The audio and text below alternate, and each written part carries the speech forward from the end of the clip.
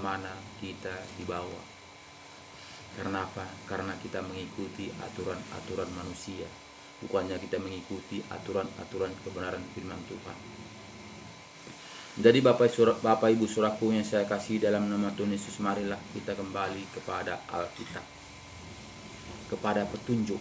Jika kita tidak kembali kepada petunjuk, kita akan linglung. Kita pasti ragu-ragu. Jadi di sini Bapak Saudaraku, orang yang demikian janganlah mengiranya, ayat 8 ayat 6. Hendaklah ia memintanya dalam iman dan sama sekali jangan bimbang, sebab orang yang bimbang sama dengan gelombang laut yang diombang-ambingkan kian kemari oleh angin. Jadi Bapak Saudaraku, hidup ini di dalam Tuhan ini tidak bisa bimbang, tidak bisa ragu-ragu, tapi kita harus fokus, harus sungguh-sungguh. Jadi bagaimana kita bisa sungguh-sungguh jika kita tidak membaca firman-Nya, jika tidak kita membaca petunjuk-Nya, jika tidak melihat bagaimana kita bisa sungguh-sungguh mencarinya? Tentu kita lambai, tentu kita itu biasa-biasa saja, tidak kita itu sungguh-sungguh. Makanya banyak saat ini Bapak Saudaraku, orang Kristen tidak tahu membaca, tidak tahu firman Tuhan ini, tidak tahu berdoa. Disuruh berdoa, aku tidak siap, dia mengatakan. Apalagi dia suruh khotbah, makin tidak siap. Kenapa seperti itu Saudaraku? Bahkan berdoa itu kita berbicara dengan Bapa kita. Bagaimana kita berbicara dengan Bapa kita siap? Berarti kita itu bukan anak. Jadi Bapak Saudaraku, itu harus kita mengerti. Kenapa? Karena kita ini adalah anak Tuhan. Kalau jika kita anak, masa kita takut kepada bicara kepada Bapak kita? Bahkan kita, kenapa kita harus persiapan kepada bicara kepada Bapak kita? Jika kita berbicara kepada Bapak kita harus persiapan, berarti kita bukanlah anak, tapi kita orang lain. Harus kita jaga, harus kita mempersiapkan dahulu supaya kita bisa berbicara kepada Bapak orang lain. Jadi seringkali kita Bapak Saudaraku yang saya kasih dalam nama Tuhan Yesus, kita mengatakan kita ini adalah anak. Kita ini anak, adik kita ini orang Kristen, artinya pengikut Kristus. Tapi berdoa aja kepada Tuhan, kepada Bapaknya tidak berani. Aku tidak ada persiapan. Karena apa? Karena dia berpikir bukanlah kepada Tuhan, tapi dia berpikir kepada manusia. Dia berpikir apa nanti kata orang. Nah, jadi bukannya berpikir dia apa nanti kata Tuhan. Jadi makanya tidak siap dia berdoa, karena dia takut apa kata orang. Jadi Bapak Saudaraku yang saya kasih dalam nama Tuhan Yesus, apakah kita lebih takut kepada manusia, apakah kepada Tuhan? Sedangkan manusia tidak sanggup untuk membunuh nyawanya, dia hanya sanggup membunuh tubuh. Tapi Tuhan sanggup membunuh tubuh dan nyawanya. Jadi Bapak Saudaraku yang saya kasih dalam nama Tuhan Yesus, ini harus kita pikirkan selagi Tuhan masih memberikan kepada kita kesempatan. Jadi ayat 7 mengatakan kepada kita, ayat 7, orang yang demikian janganlah mengira bahwa ia akan menerima sesuatu dari Tuhan, sebab orang yang mendua hati tidak akan tenang dalam hidupnya. Jadi Bapak Saudaraku, yang mendua hati ini tidak ada ketenangan, sehingga dia was-was, sehingga dia cemas. Karena apa? Karena penuh dengan keraguan. Karena dia menganggap dengan kekuatannya, dengan kemampuannya, dengan kehebatannya, dengan kegigihannya, dia tidak menganggap ada Tuhan yang menopang. Dia tidak menganggap ada Tuhan menuntun dia.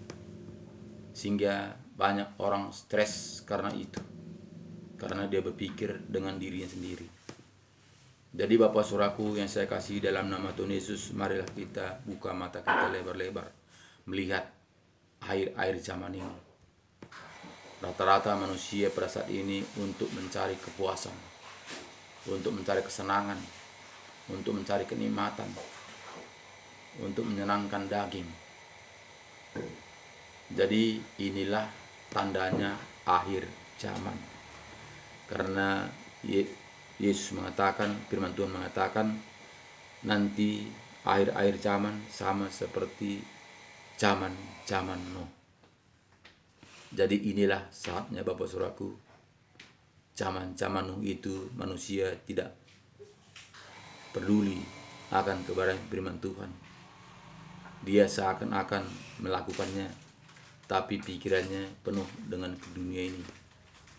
Bahkan juga sampai saat ini sama Bapak Ibu Saudaraku, hamba-hamba Tuhan juga sudah sedemikian rupa.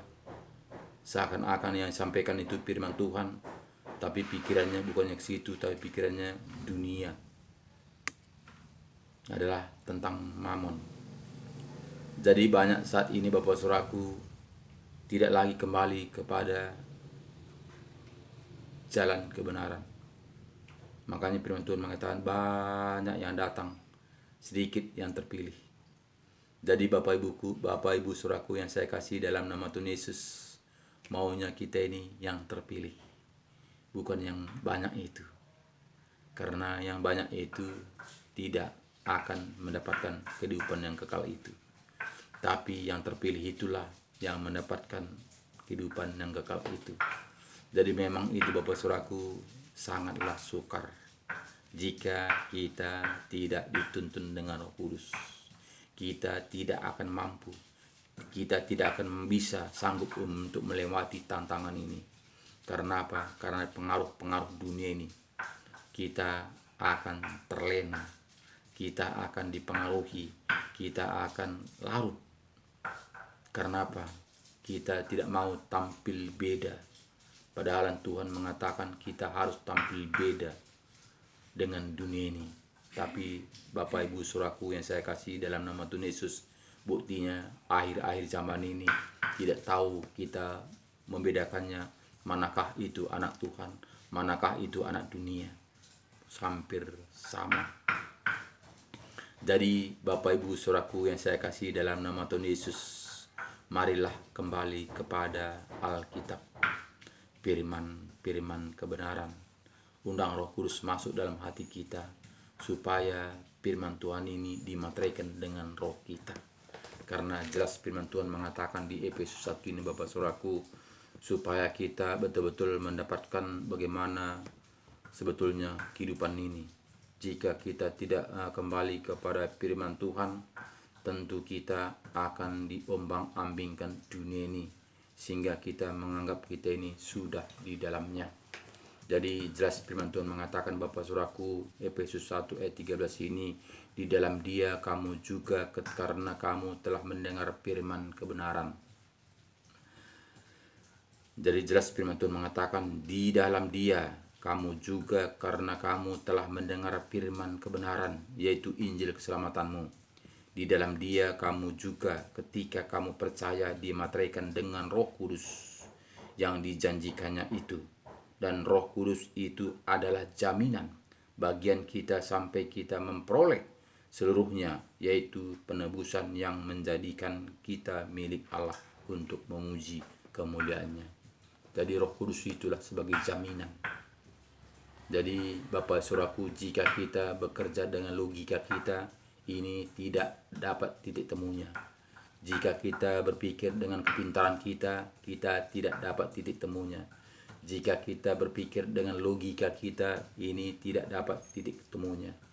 Hanya jika kita membuka hati kita lebar-lebar, mengundang Roh Kudus masuk dalam hati kita, kita akan dituntun, disertai, dibimbing, dibukakan rahasia kebenaran firman Tuhan. Sehingga kita mengerti jalan-jalannya Tuhan. Sehingga kita tidak akan tergoda oleh dunia ini lagi. Karena apa? Karena kita sudah bersama-sama dengan Tuhan. Walaupun kita masih hidup dalam dunia ini, tapi kita sudah dipilih dari dunia ini. Jadi Bapak Ibu Saudaraku yang saya kasih dalam nama Tuhan Yesus, kembalilah kepada firman kebenaran, supaya kita mendapatkan kehidupan yang kekal itu. Jika kita hanya mendengar saja, tidak kembali kepada firman Tuhan, tentu kita penuh dengan keraguan, karena tidak tahu yang mana yang harus kita ikutkan, yang mana harus kita jalankan. Karena apa? Karena dunia mengatakan semuanya baik. Jadi Bapak Ibu Saudaraku yang saya kasih dalam nama Tuhan Yesus, baik menurut manusia belum tentu baik menurut Tuhan. Jadi inilah perbedaan-perbedaan sehingga manusia melekat kepada dunia, payah untuk melepaskannya, sehingga dia lengket dengan aturan-aturan dunia. Jadi banyak saat ini Bapak Saudaraku, dia mengatakan Kristen tapi tidak pengikut Kristus. Karena apa? Karena dia sudah lengket, tidak bisa melepaskan diri dari dunia. Jadi Bapak Ibu Saudaraku yang saya kasih dalam nama Tuhan Yesus, dengan kekuatan kita tidak mampu. Jika tidak ada roh Tuhan masuk dalam hati kita, dimateraikan dengan roh kita ini, kita tidak bisa melepaskan diri kita dari cengkeraman maut itu, dari cengkeraman si dunia.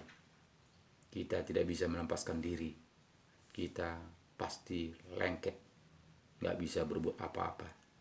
Jadi Bapak Saudaraku, marilah bukalah hati kita lebar-lebar, undang Roh Kudus masuk dalam hati kita, supaya kita itu mendapatkan janji-janji Tuhan. Jadi Bapak Ibu Saudaraku yang saya kasih dalam nama Tuhan Yesus, firman kebenaran ini mari bagi kepada teman-teman kita, supaya teman-teman kita juga mendapatkan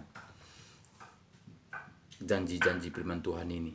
Share sebanyak-banyaknya kepada saudara-saudara kita, karena keselamatan ini tidak ada dua kali, tapi keselamatan ini hanya sekali. Jika kita sudah dipanggil, tidak ada siaran ulangan. Jadi sangatlah mahal, sangatlah berharga keselamatan ini Bapak Saudaraku. Jadi marilah, jika kita mengasihi keluarga kita, saudara kita, sharelah firman Tuhan ini, karena ini firman kebenaran. Dan subscribe firman Tuhan ini, sehingga betul-betul nanti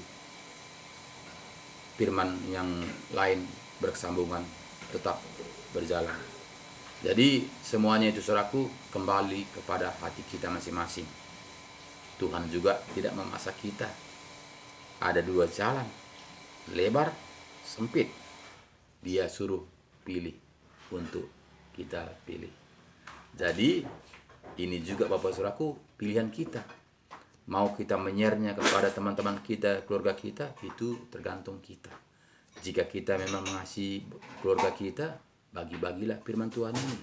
Jangan makan sendiri, supaya kita bersama-sama mendapatkan kehidupan yang kekal itu. Amin Bapak Saudaraku. Semangat terus. Kembalilah kepada firman. Shalom. Tuhan Yesus memberkati kita semua. Amin.